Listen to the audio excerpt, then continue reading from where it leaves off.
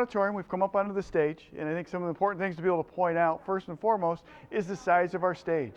Our stage currently is not able to hold our entire band or our choir program if they want to be able to perform. So we needed to be able to look to expand that so that we can meet the needs of our students there. Also, when you think about our stage, you look at what our students are able to do for theatrical presentations, as you can see here, which this is fabulous. But they have a very small area in the workshop area to be able to perform the duties they need to build this.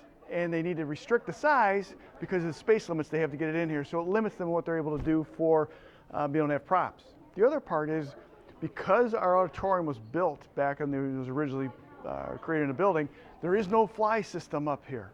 And one of the things I learned, that's where a lot of the backdrops can come and fall down in, which gives more variety for the shows that you have. That's another point of access that our students don't have available to, so that they can get more of a true performance for them.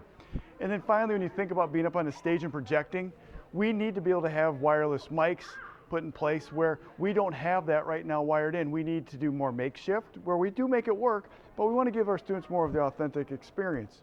Plus, when you think about the audible, the voice, we don't have where we've got the right pitch to where if you're in the back of the auditorium, you can sometimes have a difficult time hearing what the performers are doing.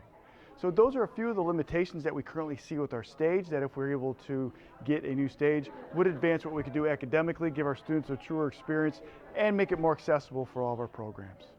So now in the auditorium, we're right in front of the stage. One of the areas that we wanted to point out was the pit. So I'm standing on the pit area. We don't have what you'd call a traditional area where the band is sunk down below. We need to create this each time that we have a performance for that. And as we're getting ready for the matinee, the last thing I want to point out, when you look at the stage from here now, this is all man-made. Our original stage is still set in about 5 feet. So we needed to extend this out to be able to give our students more space to do their performances. All right, we're in the scene shop. So I think one of the first things you notice is all the writing on the walls. We have a very passionate theater group, and it's one of the traditions they have with being able to put their names on the walls. Secondly, what I want you to be able to see is when you pan across this room, the size of this room. This entire room is what's utilized to be able to make the props that go on our stage. But what you're also going to notice is it's also a storage area. You can see the chairs and stuff that are used in the gymnasium for when there's athletic contests, they need to keep scores going on.